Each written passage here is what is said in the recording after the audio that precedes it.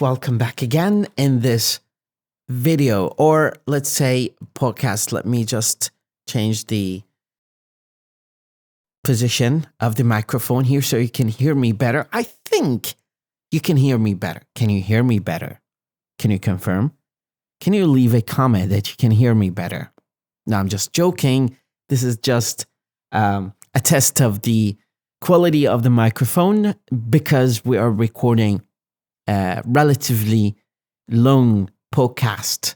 In this podcast, we continue the story. But again, this is a reminder that it's not about the story that I am narrating. It's about the listening that gets into your ears through this video. It's very important to keep that in mind because what we are doing, we're just drawing some analytical assessment or processing of the text that we see here to get it. So this story in particular, I just need to get it off my back because we've been stuck with this story for a long time. We are stuck in a rut. We're stuck in the rutness of this story. I'm not sure if this is a word, but you can Google it. Of the story here. Story is not that long. But since we are analyzing every part of it in this podcast, we just need to get to the bottom line of why the story is taking that much long. And I have already answered that question in the previous video and the one before that. And that is just to give it a shot when it comes to looking at the text, analyzing the text, and then understanding some of the verbs, some of the adjectives, some of the nouns, some of the adverbs that we do come across in our daily life. And that we might encounter in this story in particular here. So when she had spent all her money, Joanna returned to the street where she had spent the night.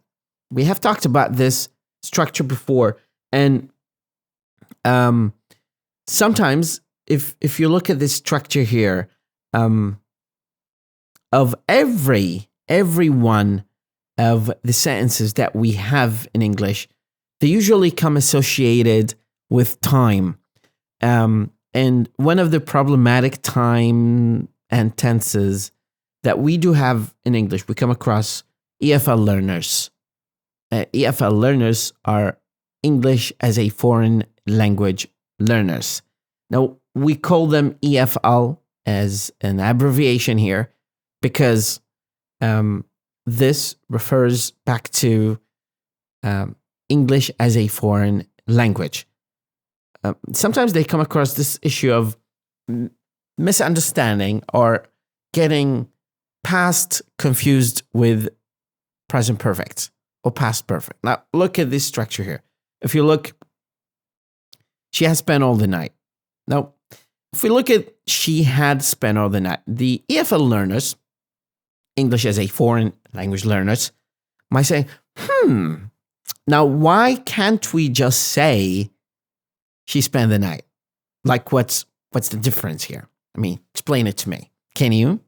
If you can pull your camera or your phone, put it in front of you, and you nail it on the head.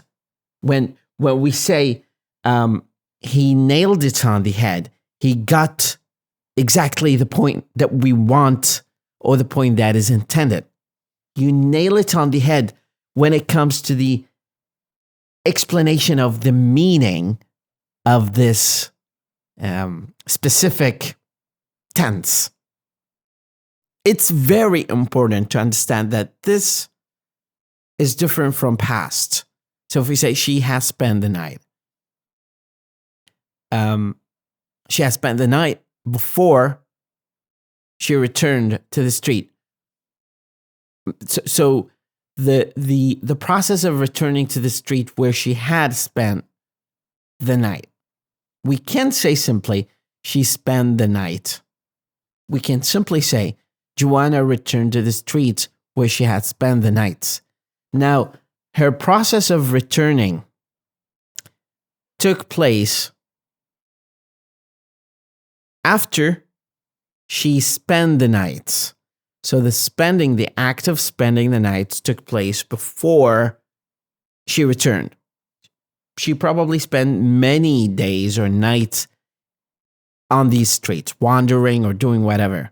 So this tense/aspect of English might always be misinterpreted by EFL learners who study English in a way that they just touch the surface of English, the shells of English. Like, so when they talk, you feel that they're just walking on ice, on thin ice.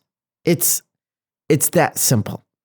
You need to have some depth, and the depth comes from listening. The depth comes from your analysis of the language, and probably making sure that the quality of your speech is up to the level. It's on the bar of expectations. Some people just get, so carried on doing these kind of speeches about the importance of, focusing on speaking, but just marginalizing grammar. So I tell them, please hold your horses. To hold your horses means, in English, we say that, hold your horses. Just slow down, carefully analyze the kind of situation, and don't jump the gun. It's not a piece of cake when it comes to looking at the structure or the anatomy of grammar. But it's very important to keep in mind something quite essential. The grammar is the basic component of English. It's the basic means of making communication, or making communication communicable. Without grammar, things will just sound so random, haphazard, disorganized, and everywhere. They're like not organized or symmetrical or in harmony, as we say in English, of course. So the idea, if you look at the text that we're just analyzing here, and you see this event has taken place before that event. So the event that takes place is number one. We say had plus the verb. So you say, I had slept in my house before I left. I had eaten before I went to work. I have driven before I see my dad. I have traveled before I settle in Belgium. Understanding this and processing it correctly will keep things in order, will keep things in their place. And it will be just focusing on that through this podcast. Probably you're going to hit two birds with one stone. I'm not going to say to kill two birds with one stone, because I'm an advocate of, wildlife, safety and protection. So to hit two birds with one stone. All day she sat there. Now look at the transition here. One of the key features of English is the consistency. The consistency of the narrativeness, the consistency of the structures that the writer/speakers use when they talk. There are actually two features that I really like, and mostly I focus on when it comes to speaking, to delivering speech in English. Number one, they keep their sentences short, which is very dissimilar to Arabic, where they just keep adding structures plus sentences to make a big chunk of speech with no pause at all. And this is really annoying to the listeners, because you just need some span to process what the people are talking about. Otherwise, things will not sound clear to you. So you just need to understand what they're talking about. You need to understand why they are saying what and where and for what reason. And how you do so will eventually contribute to your response back to them based on what they said. Opposite means في الجانب المقابل, في الجانب المعاكس. So if we look at the word, it's opposite. Opposite. The word that we do have here is, look at the opposite. Opposite. Opposite. Opposite. This sound might be one of the most poor and misused sounds in Middle East, because people just shift this sound. I don't recall that we do have this kind of structure in Arabic, this kind of phoneme. Phoneme is the smallest sound that the human being can produce that can be a component to contribute to making one big chunk of word to make sense of what you say. The word is opposite. No, a lot of speakers say opposite. Opposite. I mean, I understand what you say, but you're not saying it correctly. You see the point? So that's the magic, the beauty of learning words from this podcast, is that you get to see the transcription هو الرسم الصوتي to what I'm trying to say, and then building on it with your assessment, your analysis, your listening to the words that we do have here. The one before that is empty. Empty, and you look here, P might be sometimes used, and should you like not to use it, don't use it. So you say empty. The glass is empty.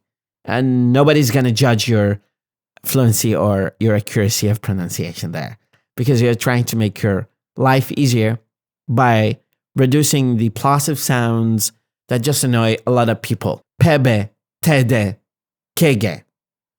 These kind of plosives, some of them, might be annoying to the ears of the listeners. So you got to be careful when you say them. You have to make sure that you say them exactly how the native speakers say them, because that's the ultimate goal, is to become a professional speaker of English. And to be a professional speaker of English, you need just to practice a lot. To practice a lot. And you notice here that I'm trying to just not say the T with the heavy load of the T sound, which is a kind of plosive sound. So it's empty. Look at how do we say this? Opposite. Look at the opposite side. Opposite. People walked past her. Now the word past is, I assure you, it's past. It has two variations. In British English, they say past. In American English, they say past. Again, past. Past. Past. Past. Past. I'm not trying to get closer to the mic because I don't want to generate this kind of plosiveness there. But it's past, which is something that I like it more. When I hear people say it, I'm over the moon of happiness, because I hear the quality of the real organic sound that is generated, that is made, that is manufactured, that is orchestrated by native speakers. So if you speak, if you enunciate it, if you say it exactly like native speakers, wow, that's contributing so much to improving your English proficiency to a huge level. And I'm not exaggerating here when I'm saying this word, because learning pronunciation is just like subscribing to music course. It's a musical course. It's a music course. Why? Because we deal with sounds, we deal with pronunciation, we deal with sound waves. And when when you deal with sound waves, you know, you got to know how the sound is generated in the mouth, because the mouth is a cutting machine. It cuts the waves of air to produce the chunks that we ultimately call phonemes that will eventually become words and sentences that make sense to some extent. And that is where you have to shoot for the moon. You have to make sure that you're 99.9 professional speaker of English. And to achieve that level of proficiency, you need to practice more. You need to listen to me, but not to me. Not only do you have to listen to this podcast, but diversify your listening. Don't sit on the fence of just saying, I'm just going to focus on British English or American English. This is something beyond our discussion for now. You need to condition your ears to listening to a variety of dialects and a variety of accents to get yourself familiar with these to be familiar, to condition your ears to this kind of structure, to this kind of pronunciation. It's very important. You should keep that in mind.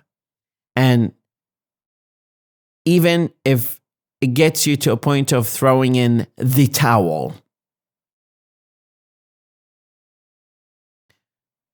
even to the point of maybe you get to throw in the towel and sacrifice being ashamed or being embarrassed because you say this word this way or this word that way. Don't be afraid of making these kind of small, tiny mistakes, because even native speakers are making mistakes when they speak English. Believe me, native speakers make mistakes when they speak English. So don't turn a blind eye to the fact that pronunciation is essential. Actually, a lot of people wouldn't make sense of what you say if you say it incorrectly. Some felt sorry. Now, when we say some means some people. And for rhetorical purposes, the word people has been deleted here. Felt, which is the past of feel, felt. It's felt. And this word is sorry or sorry or sorry. I'm sorry. So there are three variations of it. There's sorry, and there's sorry. It depends on where you're coming from. UK, US, Ireland, Australia, or other countries. For her. Others, referring back to people, now here what we are talking about, wondered what she was doing. Look, I'm just dropping the G here, and I'm not saying was, but I'm saying was, or was. Usually in American English, they just de-stress it. They de-stress it because it's a function word. It's not a content word. Because it's not a content word like, for example, she or people that carry meaning in a sense. It gets de-stressed in English, when it comes to that. Don't be up in... But most... let's keep reading. But most people... I'm not saying but.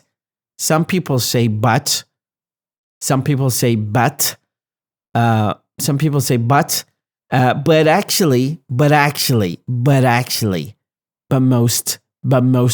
most people didn't pay her any attention. Pay her any attention.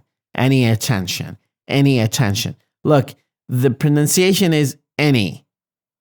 Pay her any attention, not Annie or Annie. It's any attention. And the word is attention, which means intibah or ihtimam. Attention. Attention, please. Attention.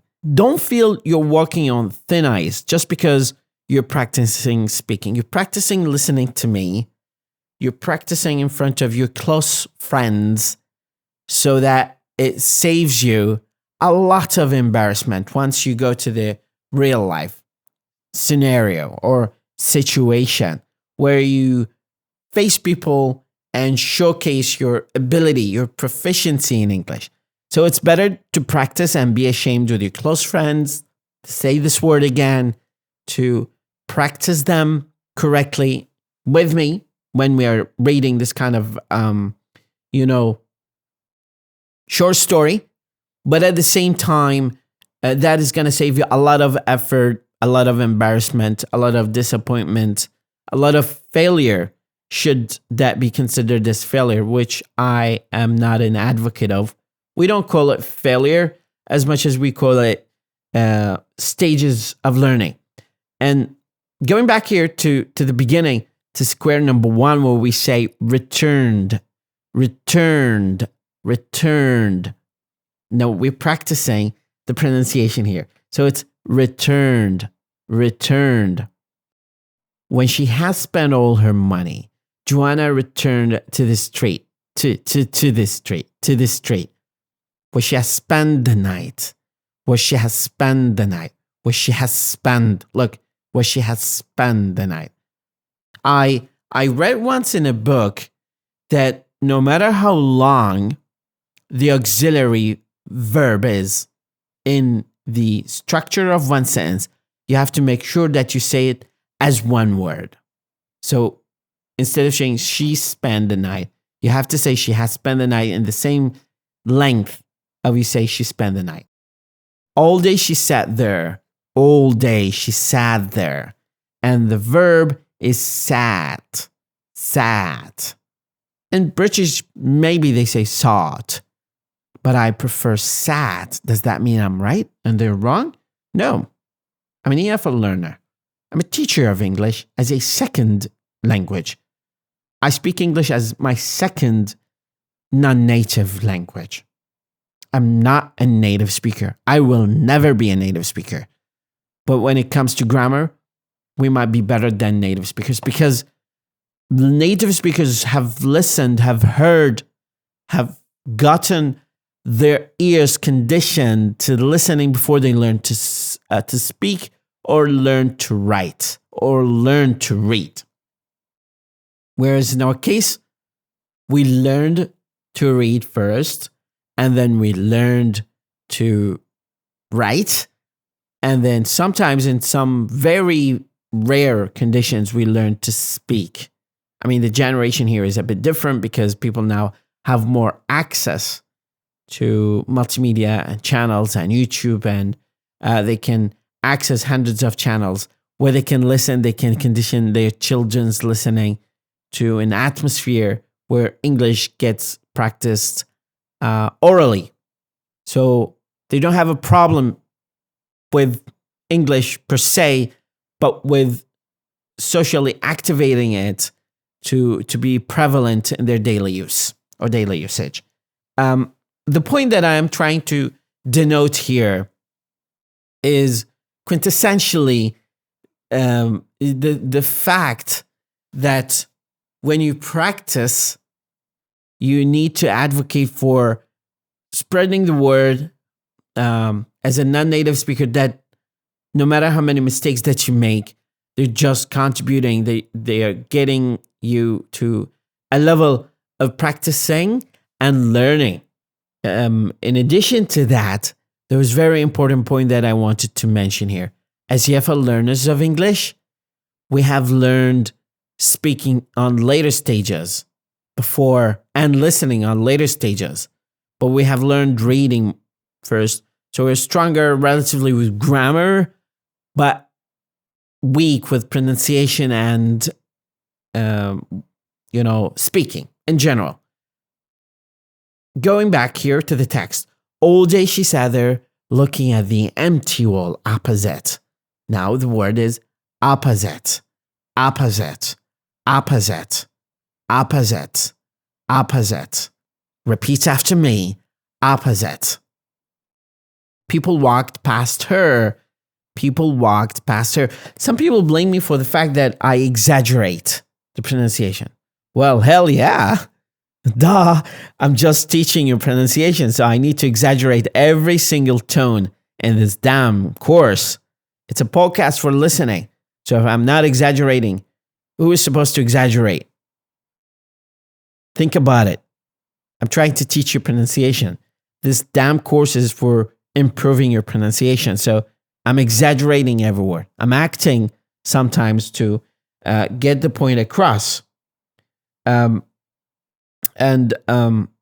Maybe your guess is as good as mine when it comes to this part, that I do know that I'm exaggerating. This is not the typical standard pronunciation of English, because I'm not doing a voiceover for a book. I'm teaching you. I'm sharing with you my experience as a teacher of how you can improve your pronunciation to get it better. How can you get your pronunciation better without exaggerating and repeating every single word hundreds of times? I mean, if we truncate the amount of time that children got to a level of proficiency in English, maybe that's probably 10 years. Now, if you're taking a course in English and you say, well, this course had saved me by the bell. Now, if I get it right, if I say that right, this course has helped me to improve my English, and my English now is on very professional C level. Prove it. Can you speak, nonstop for like 5 minutes about the role of technology in our life? If you can do so, if you can speak with this level of academic vocabulary and good pronunciation, then good for you. Otherwise, you just need to, how I exaggerate every piece of word here to give you the right tone, to practice it again and again and again, so that we satisfactorily achieve the level of improvement that I shoot for, that I feel happy and excited to see you speak it, to be at this level of a proficiency. What we have covered here, probably we have covered many expressions in English. And again, as I said, there's a scientist from Morocco, and he's specialized in religions. He said, I was blamed. Now, I'm quoting what he said, but I'm not quoting literally what he said. I'm just getting you the point. He said, people blame me that I spent so much time analyzing this book, which is a very short book. It's not about the book. It's about the experience that the book emanates to people. It's about the kind of things that this book can be used as a beacon for learning, as a sample, as a draft or a benchmark on which we can analyze each one of the sentences or each one of the quotes and derail, of course, knowingly that we're derailing from the main topic. We're not achieving the wanted objective in one single session, but that kind of derailment of the track of achieving the objectives of the lesson is for the benefit of the audience, is to help them get exposed to language better, is to help them understand English better, understand how the geography of English language is in a way that we can look at a map of English and see where the weaknesses are, our weaknesses when it comes to English pronunciation. And I'm trying to help you with that. Probably I achieve it to some extent. Maybe I satisfy some people, but we cannot surely satisfy everyone.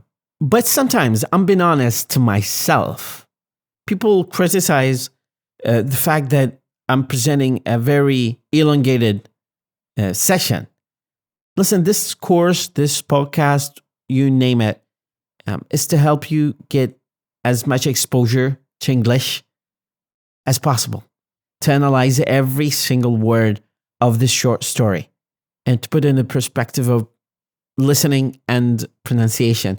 Analyze the words, get them structurally where I want them to be, and then present them to you in a way that can be, categorized as pronunciation course or podcast. So it benefits you on the go when you're going to work, when you're having a free break from work, or going back home, commuting with your friends, traveling on a plane.